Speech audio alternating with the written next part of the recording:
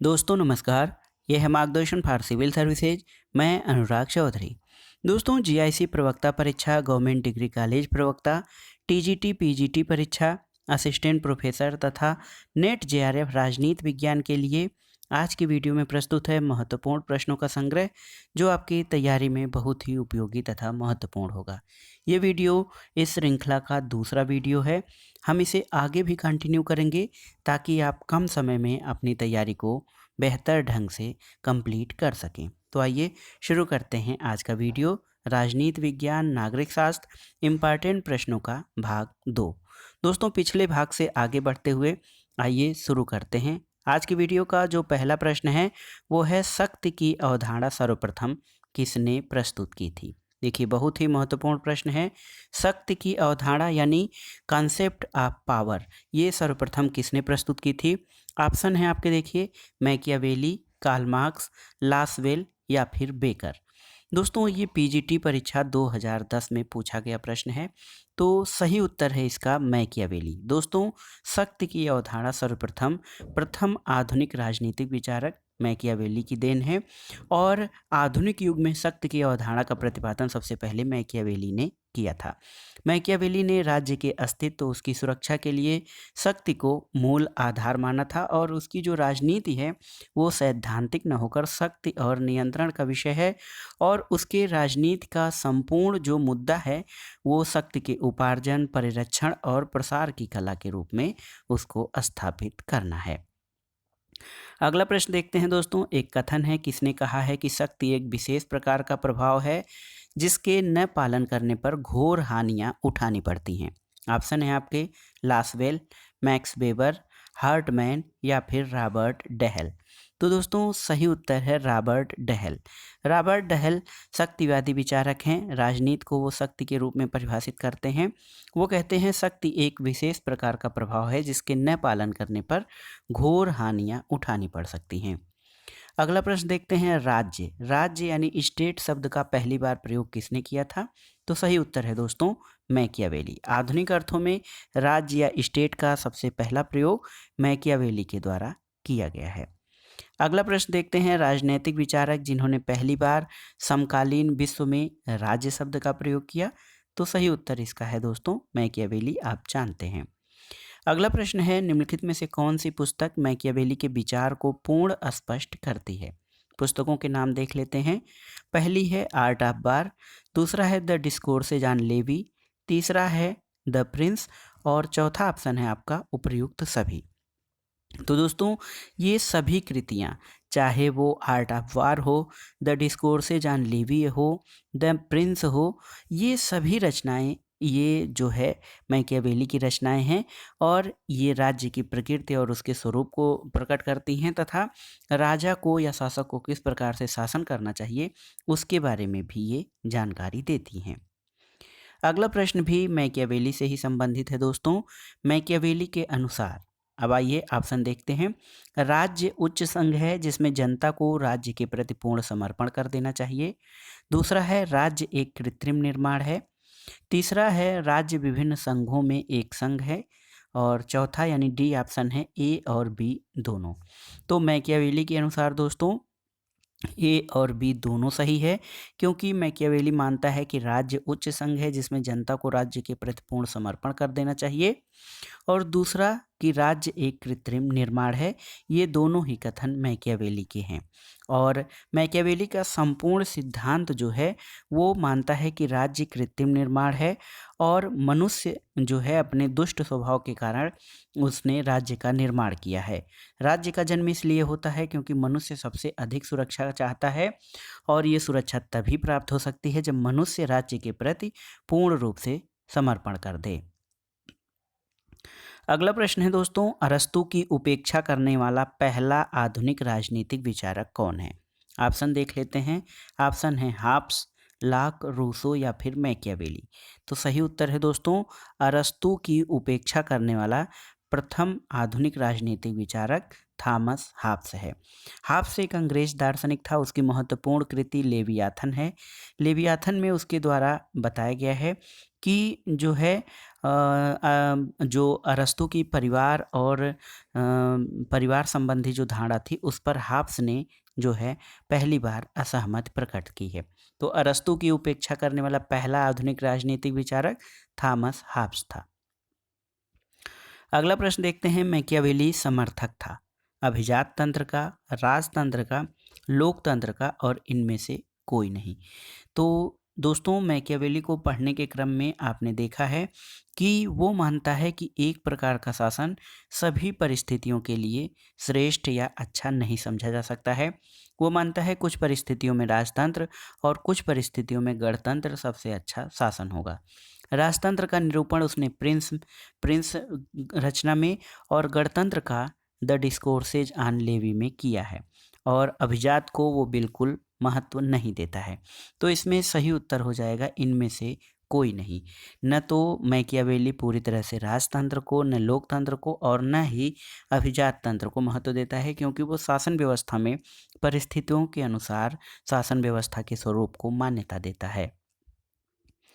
अगला प्रश्न है, राजा को शेर की तरह साहसी और लोमड़ी की तरह चालाक होना चाहिए, ये कथन किसका है? तो सही उत्तर है दोस्तों, ये कथन मैकियावेली का है। और मैकियावेली ने अपनी रचना द प्रिंस में राजा को व्यवहारिक सलाह देते हुए कहा कि भेड़ियों को डराने के लिए शेर और शत्रु के बारे में जानकारी प्राप्त करने के लिए उसे लोमड़ी की तरह चालाक होना चाहिए, और कोई भी राजा तभी सफल हो सकता है। अगला प्रश्न है, एक कथन है, किसका यह विश्वास था कि प्रत्येक व्यक्ति अपने पिता की मृत्यु को भूल सकता है परंतु उसकी संपत्ति को, हानि को नहीं भूल सकता है? तो इसका सही उत्तर है दोस्तों मैकियावेली। मैकियावेली मानता है कि व्यक्ति स्वभाव से दुष्ट, स्वार्थी और चालाक तथा धूर्त होता है, और वो कहता है कि संपत्ति का जो अधिकार है वो इतना महत्वपूर्ण है कि शक्तिशाली राजा को भी लोगों की संपत्ति छीनने या लेने से जो है मना कर देना चाहिए। और उसका ये कहना था कि संपत्ति का अधिग्रहण कालांतर में विद्रोह का कारण बन जाता है, इसलिए राजा को किसी व्यक्ति की संपत्ति को अपहरण या उसको नहीं छीनना चाहिए, क्योंकि कोई व्यक्ति अपने पिता की मृत्यु को भूल सकता है लेकिन उसकी संपत्ति की हानि पहुंचाने वाले को नहीं भूल सकता है। ये कथन मैकियावेली का है। अगला प्रश्न देखते हैं दोस्तों, किसने राज्य का इस प्रकार से वर्णन किया है कि यह संपूर्ण विज्ञान में साझेदारी है, संपूर्ण कला में साझेदारी है, प्रत्येक सद्गुण और सभी पूर्णता में साझेदारी है? ऑप्शन देख लेते हैं। ऑप्शन है आपके एडमंड बर्क, अरस्तु, मैकाइवर और मार्गन। तो सही उत्तर है दोस्तों, ये कथन एडमंड बर्क का है, जो ये मानते हैं कि संपूर्ण विज्ञान में साझेदारी है राज्य, और संपूर्ण कला में तथा प्रत्येक सद्गुण और सभी पूर्णता में राज्य साझेदारी है। अगला प्रश्न देखते हैं दोस्तों, निम्नांकित में से कौन सा युग्म सही नहीं है? अभिजात्य सिद्धांत पैरेटो, अनुदारवादी सिद्धांत बर्क, उदारवादी सिद्धांत प्लेटो, सामाजिक प्रसंविदा सिद्धांत रूसो। तो दोस्तों इसमें से देखिए, पैरेटो जो है वो अभिजनवादी विचारक है, ये सही है। बर्क एक अनुदारवादी विचारक है, ये भी सही है। उदारवादी सिद्धांत प्लेटो से नहीं जुड़ा हुआ है। सामाजिक संविदा सिद्धांत, इसमें रूसो आता है, क्योंकि हाब्स, लॉक और रूसो सामाजिक संविदा सिद्धांत में आते हैं। तो इसमें अन्य तीनों ऑप्शन सही हैं, और जो ऑप्शन सी है आपका, ये सही सुमेलित नहीं है। उदारवादी सिद्धांत से प्लेटो नहीं जुड़ा है, क्योंकि प्लेटो एक आदर्शवादी चिंतक था, उदारवादी नहीं। अगला प्रश्न है, प्लेटो को राज्य के आदर्शवादी सिद्धांत का जनक माना जाता है, ऐसा क्यों है? तो दोस्तों प्लेटो एक आदर्शवादी विचारक माना जाता है, और उसने अपने सिद्धांत की अच्छाई पर, विचार पर आधारित किया है। उसने जो अपना सिद्धांत है उसको अच्छाई के विचार पर आधारित किया है, इसलिए प्लेटो के राज्य को आदर्शवादी सिद्धांत का जनक माना जाता है। अगला प्रश्न है दोस्तों, कौन सा एक युग्म सुमेलित नहीं है? तो 4 युग्म दिए गए हैं, जैसे सकारात्मक स्वतंत्रता हीगल, सुख और दुख की गणना बेंथम, वैज्ञानिक व्यक्तिवाद स्पेंसर और लोकतांत्रिक केंद्रितवाद एंजिल्स। तो इसमें से सही सुमेलित कौन सा नहीं है? ऊपर के तीनों जैसे सकारात्मक स्वतंत्रता हीगल, सुख और दुख की गणना बेंथम और वैज्ञानिक व्यक्तिवाद स्पेंसर, ये सही है। ये डी ऑप्शन आपका सही सुमेलित नहीं है, जिसमें लोकतांत्रिक केंद्रीयतावाद एंजेल्स की बात की गई है। दोस्तों, लोकतांत्रिक केंद्रीयतावाद या डेमोक्रेटिक सेंट्रलिज्म जो है, इसकी नींव सोवियत संघ में मार्क्सवाद के संस्थापक लेनिन ने रखी थी और ये सिद्धांत सोवियत संघ के प्रत्येक संविधान में निहित था। तो लोकतांत्रिक केंद्रीयतावाद एंजेल्स से नहीं जुड़ा हुआ है। बाकी तीन अन्य ऑप्शन ए, बी, सी सही सुमेलित हैं। अगला प्रश्न देखते हैं दोस्तों। रिपब्लिक केवल राजनीति पर लिखी गई पुस्तक मात्र नहीं है, वरन शिक्षा पर लिखी गई ऐसी उत्कृष्ट रचना है जो इससे पहले कभी नहीं लिखी जा सकी। तो प्लेटो की महत्वपूर्ण कृति है रिपब्लिक। रिपब्लिक में इसको दूसरा शीर्षक कंसर्निंग जस्टिस भी कहा जाता है, आप जानते हैं, न्याय से संबंधित। लेकिन इसमें इतने महत्वपूर्ण विषय और इतने व्यापक विषय हैं कि रूसो ने इसे रिपब्लिक के बारे में कहा है कि ये केवल राजनीति पर लिखी गई पुस्तक नहीं है, बल्कि शिक्षा पर लिखी गई उत्कृष्ट रचना है जो इससे पहले कभी नहीं लिखी गई थी। देखिए, प्लेटो के रिपब्लिक में जो महत्वपूर्ण विषय हैं उसमें न्याय के साथ साथ शिक्षा है और साम्यवाद है, तथा आदर्श राज्य की स्थापना के लिए क्या क्या प्रयास किए जा सकते हैं और कौन कौन सी चीज़ें की जा सकती हैं उनके बारे में उसमें वर्णन किया गया है। अगला प्रश्न है दोस्तों, प्लेटो ने किस विचार का समर्थन किया है? ऑप्शन देख लेते हैं। साम्राज्यवाद का, नगर राज्यों के विनाश का, अभिभावक वर्ग द्वारा उत्पादक वर्ग की महिलाओं के शोषण का, पत्नियों और संपत्ति के साम्यवाद का। तो सही उत्तर हो जाएगा, प्लेटो ने अपने साम्यवादी सिद्धांत में पत्नियों और संपत्ति के साम्यवाद के सिद्धांत का जो है समर्थन किया है। तो इसमें ऑप्शन डी आपका सही हो जाएगा। अगला प्रश्न है दोस्तों, पत्नियों और संपत्ति के साम्यवादी सिद्धांत के प्रतिपादक कौन थे? तो ये हैं प्लेटो। बीवियों के साम्यवाद की वकालत किसने की? देखिए किस तरह से शब्दावली में बदलाव कर रहा है, प्रश्न देखिए किस तरह से बदल रहा है और आपको कंफ्यूज नहीं होना चाहिए। वो अगर जो साम्यवाद के सिद्धांत में ये कहता है पत्नी विषयक साम्यवाद, परिवार विषयक साम्यवाद या बीवियों के साम्यवाद, तो इन सब का उत्तर प्लेटो होगा दोस्तों। अगला प्रश्न भी इसी से जुड़ा हुआ है, प्लेटो ने किसके साम्यवाद में विश्वास किया है? तो सही उत्तर है संपत्ति और पत्नियों, यानी ए और बी दोनों। ऑप्शन सी आपका सही हो जाएगा। तो प्लेटो ने संपत्ति और पत्नियों विषयक साम्यवाद में विश्वास और उसका समर्थन किया है। अगला प्रश्न देखते हैं, प्लेटो के आदर्श राज्य की विशेषता कौन सी नहीं है? नहीं जहाँ पर हो उसमें आपको विशेष ध्यान देने की जरूरत है। देखिए, प्लेटो के आदर्श राज्य की विशेषताओं में कौन कौन से हैं? इसमें दार्शनिकों का शासन, ये सही है। अभिभावक वर्ग के लिए संपत्ति और परिवार का साम्यवाद, ये भी सही है। नर नारी के समान अधिकार, तो ये भी प्लेटो ने नर नारी के समान अधिकार की वकालत की थी। और डी ऑप्शन आपका है पुरुष प्रधान परिवार। तो प्लेटो ने आदर्श राज्य में दोस्तों पुरुष और स्त्री को समान भूमिका देकर पुरुष प्रधानता को अस्वीकार किया है। तो इस तरह से देखा जाए प्लेटो प्रथम नारीवादी या स्त्री पुरुष समानता पर विचार करने वाला पहला विचारक भी ठहरता है। तो प्लेटो के आदर्श राज्य में पुरुष प्रधान परिवार की वकालत नहीं की गई है। तो ऑप्शन डी आपका सही हो जाएगा। अगला प्रश्न देखते हैं, प्लेटो के राजनीतिक चिंतन में बीज निहित हैं। ऑप्शन देखिए, उपयोगितावाद के, समाजवाद का, फांसीवाद का और उपर्युक्त सभी का। तो एक प्रकार से देखा जाए दोस्तों, प्लेटो के राजनीतिक चिंतन में इन सभी के बीज निहित हैं, चाहे वह उपयोगितावाद हो, समाजवाद हो या फिर फांसीवाद हो। तो सही उत्तर है उपर्युक्त सभी के जो है शुरुआती लक्षण प्लेटो के राजनीतिक चिंतन में निहित हैं। अगला प्रश्न है, राज्य ओक या चट्टान से उत्पन्न नहीं होता, वरन उसमें निवास करने वाले व्यक्तियों के चरित्र से उत्पन्न होता है, ये कथन किसका है?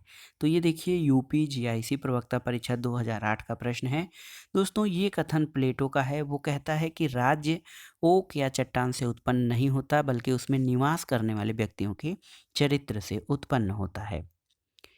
अगला प्रश्न है दोस्तों, किसने प्लेटो को मुक्त समाज का शत्रु घोषित किया है? ऑप्शन है आपके लियो स्ट्रास, बर्लिन, हन्ना अरेंट और कार्ल पापर।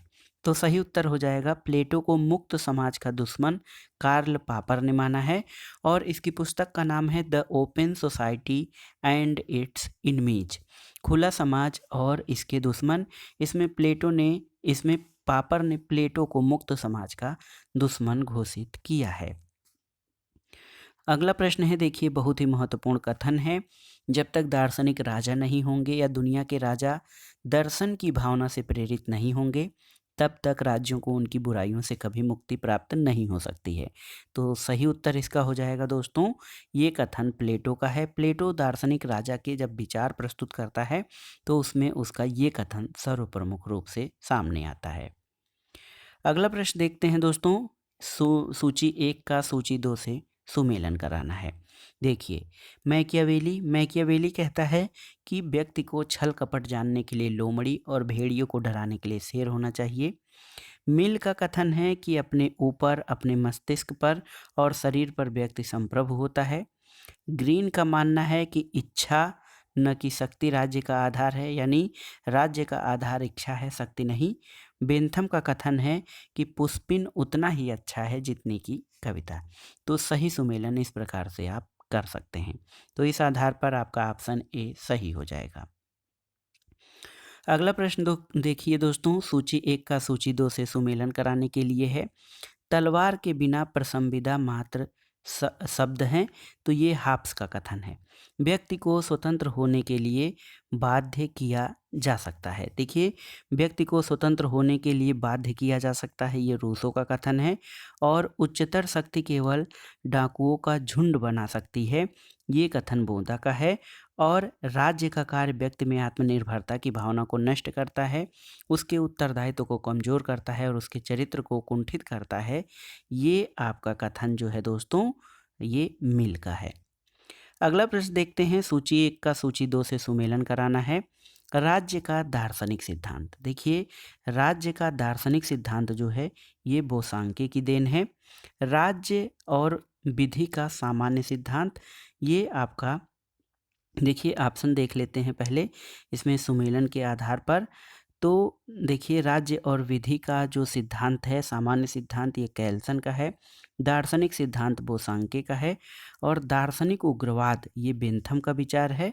और नागरिक सद्गुणों की अभिवृद्धि की पूर्व दशा के रूप में गणतंत्रवाद, ये आपका मैकियावेली की धारणा है। तो सही उत्तर इस प्रकार से आप सही मिलान कर सकते हैं। अगला प्रश्न देखते हैं दोस्तों, एक महत्वपूर्ण कथन है कि सबसे निकृष्ट राज्य भी सबसे उत्कृष्ट अराजकता से अच्छा है। सबसे निकृष्ट राज्य भी सबसे उत्कृष्ट अराजकता से अच्छा है, ये कथन किसका है? ऑप्शन देखते हैं, हीगल, रूसो, लाक और हाब्स। तो सही उत्तर है दोस्तों, ये कथन हाब्स का है, जो ये मानते हैं कि सबसे निकृष्ट राज्य भी सबसे उत्कृष्ट अराजकता से अच्छा है। अगला प्रश्न है दोस्तों, राज्य के स्वरूप के बारे में कौन सही है?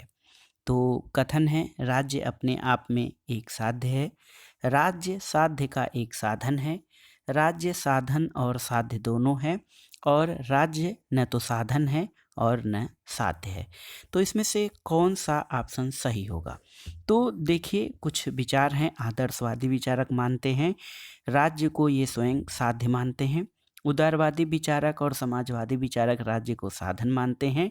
लेकिन प्रश्न में राज्य का स्वरूप किसी विचारधारा से नहीं पूछा गया है, इसलिए राज्य के वर्तमान स्वरूप के बारे में देखा जाए तो वर्तमान में राज्य को एक साधन माना जाता है। और आज दुनिया के किसी भी हिस्से में राज्य की प्रकृति चाहे जो भी हो, राज्य को साध्य न मानकर वहाँ पे साधन माना जाता है। तो इस आधार पर ऑप्शन बी सही होगा, राज्य साध्य का एक साधन है। अगला प्रश्न है, देखिए, राज्य साधन है साध्य नहीं, यह सिद्धांत किसका है? तो ऑप्शन है आपके उदारवाद, व्यक्तिवाद, फांसीवाद और वैज्ञानिक समाजवाद। तो सही उत्तर है दोस्तों, उदारवाद का मानना है कि राज्य साध्य नहीं बल्कि एक साधन है। अगला प्रश्न है, एक आधुनिक राज्य संविधान के बिना राज्य नहीं बल्कि अराजकता का शासन है, ये कथन किसका है? ऑप्शन है आपके लॉर्ड ब्राइस, एवी डायसी, जेलिनेक और जीवी सा, जॉर्ज बर्नार्ड सा। तो सही उत्तर है दोस्तों जेलिनेक का कथन है कि एक आधुनिक राज्य संविधान के बिना राज्य नहीं बल्कि अराजकता का शासन है। अगला प्रश्न सूची 1 का सूची 2 से मिलान करना है। देखिए, मैं राज्य हूँ ये लुई 14वां का कथन है। वो अपने आप को सर्वशक्तिशाली मानता था। इसने उसने घोषणा की थी आई एम द स्टेट। राज्य व्यक्ति से पहले है। राज्य व्यक्ति से पहले है तो ये अरस्तू का मानना था। राज्य पृथ्वी पर ईश्वर का अवतरण है, आदर्शवादी विचारक हीगल की मान्यता थी। और राज्य व्यक्ति का बृहद रूप है, ये प्लेटो का मानना था। तो सही मिलान इस तरह से आप कर सकते हैं। अगला प्रश्न है दोस्तों, किसने कहा था कि राज्य व्यक्ति का बृहद रूप है? तो सही उत्तर आपका हो जाएगा प्लेटो। ये कथन प्लेटो का है, जो कहता है कि राज्य व्यक्ति का बृहद रूप है। व्यक्ति और राज्य के गुणों की यद्यपि उसने अलग अलग व्याख्या की है, लेकिन वो कहता है कि व्यक्ति के व्यवहार में या व्यक्ति के जो गुण होते हैं, जैसे साहस, ज्ञान और तृष्णा, तो इसमें क्या है कि इसी आधार पर ही राज्य का भी निर्माण होता है। अगला प्रश्न है, कौन ये मानता है कि राज्य व्यक्ति से पूर्व है या राज्य व्यक्ति का पूर्वगामी है? तो सही उत्तर है अरस्तू। अरस्तू कहते हैं कि जिस तरह से पहले शरीर का निर्माण होता है और उसके बाद में उसके अंगों का विकास होता है, उसी प्रकार से पहले राज्य आता है और उसकी शाखाएं यानी व्यक्ति बाद में आते हैं। तो राज्य व्यक्ति से पूर्व है या राज्य व्यक्ति का पूर्वगामी है, ये कथन अरस्तू का है। अगला प्रश्न है दोस्तों, सरकारों का व्यवस्थित वर्गीकरण सबसे पहले किसने प्रतिपादित किया था? तो ये वर्गीकरण सबसे पहले अरस्तु ने किया था और अरस्तु को प्रथम राजनीति वैज्ञानिक होने का भी श्रेय है। देखिए, अरस्तु ने शासकों की संख्या और शासन के उद्देश्य के आधार पर सरकारों का वर्गीकरण किया था। एक व्यक्ति के शासन को वो राजतंत्र सामान्य रूप में और विकृत रूप में आततायी तंत्र कहता है।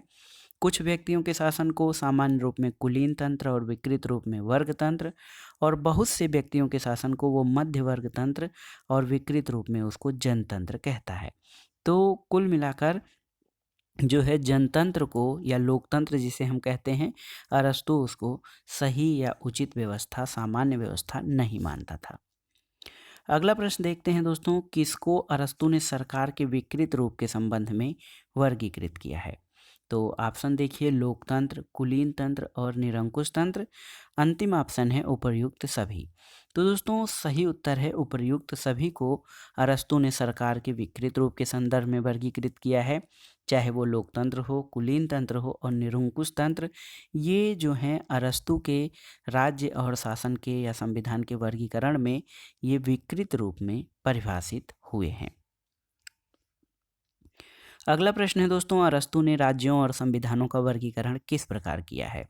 तो ऑप्शन है आपके निर्मित और पारंपरिक रचना के आधार पर, शासकों की संख्या और शासन की गुणवत्ता के आधार पर, धार्मिक प्रभाव के आधार पर और आर्थिक प्रभुत्व के आधार पर। तो सही उत्तर है अरस्तु ने राज्यों और संविधानों का वर्गीकरण शासकों की संख्या और शासन की गुणवत्ता के आधार पर किया है। अगला प्रश्न पीजीटी 2013 में पूछा गया था। यह है, अरस्तु के अनुसार राज्य का अस्तित्व।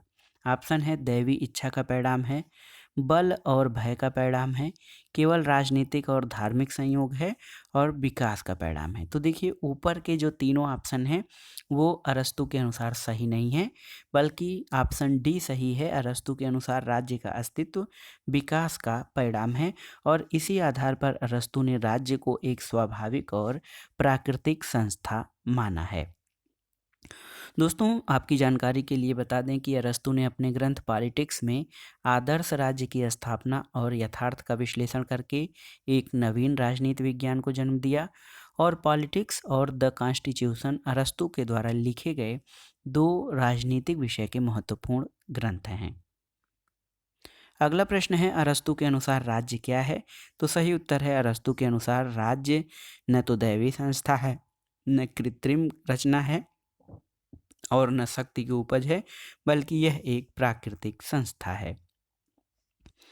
अगला प्रश्न है दोस्तों, अरस्तु का राजनीतिक विचार प्रतिपादित किया गया है स्टेट्समैन में, लाज में, पॉलिटिक्स में, उपर्युक्त सभी में। तो सही उत्तर है दोस्तों अरस्तु के राजनीतिक विचार, उसकी कृति पॉलिटिक्स में निहित हैं, जबकि स्टेट्समैन और लाज प्लेटो की कृतियां हैं। अगला प्रश्न देखिए, थोड़ा सा चेंज कर रहा है। अरस्तु को इंग्लिश में अरिस्टोटिल कहा जाता है। तो प्रश्न ये है अरिस्टोटिल के अनुसार, ऑप्शन डी आपका सही हो जाएगा कि राज्य एक स्वाभाविक संस्था है। अरस्तु का मानना है कि राज्य एक स्वाभाविक संस्था है। अगला प्रश्न है दोस्तों, अरस्तु के अनुसार राज्य क्या है? तो यहाँ पर देखिए, परिवार का व्यापक रूप, नैतिक और प्राकृतिक संस्था, जनता के मध्य समझौते का परिणाम और जनता और शासक के बीच समझौते का परिणाम। तो सही उत्तर है अरस्तु के अनुसार राज्य जो है नैतिक और प्राकृतिक संस्था है। अगला प्रश्न है दोस्तों, आदमी एक सामाजिक प्राणी है, व्यक्ति एक सामाजिक प्राणी है या man is a social animal, ये किसने कहा है? तो ये कथन अरस्तु का है, जो कहता है कि व्यक्ति एक सामाजिक प्राणी है और उसका कहना है कि जो व्यक्ति राज्य या समाज से बाहर रह सकता है या इससे बाहर रहकर जी सकता है वो या तो पशु है या देवता है। अगला प्रश्न देखते हैं और इस वीडियो का आखिरी प्रश्न, मैं ही राज्य हूँ यह घोषणा किसने की थी? दोस्तों मैं ही राज्य हूँ या आई एम द स्टेट, ये लुई 14वें का कथन है, जो कि अपने शासन तंत्र में खुद को एक निरंकुश शासक मानता था और उसने ये घोषणा की थी कि मैं ही राज्य हूँ। तो ये था आज का वीडियो दोस्तों। इसमें हमने राजनीति विज्ञान और नागरिक शास्त्र की विभिन्न परीक्षाओं जैसे टीजीटी, पीजीटी, जीआईसी प्रवक्ता, गवर्नमेंट डिग्री कॉलेज प्रवक्ता, एलटी ग्रेड, इसके अलावा असिस्टेंट प्रोफेसर उच्चतर शिक्षा सेवा चयन आयोग तथा नेट जेआरएफ राजनीति विज्ञान के लिए महत्वपूर्ण प्रश्नों को देखा, जो आपके आगामी परीक्षाओं के लिए बहुत ही महत्वपूर्ण है। वीडियो आपको कैसा लगा हमें कमेंट बॉक्स में ज़रूर बताइएगा। किसी प्रश्न पे किसी प्रकार का कन्फ्यूजन हो या कोई नया प्रश्न हो जो आपको नहीं समझ में आ रहा हो, उसके लिए भी हमें कमेंट बॉक्स में ज़रूर लिखिएगा। वीडियो को लाइक करें, शेयर करें और इस चैनल मार्गदर्शन फॉर सिविल सर्विसेज को सब्सक्राइब करें। वीडियो देखने के लिए धन्यवाद दोस्तों। नमस्कार।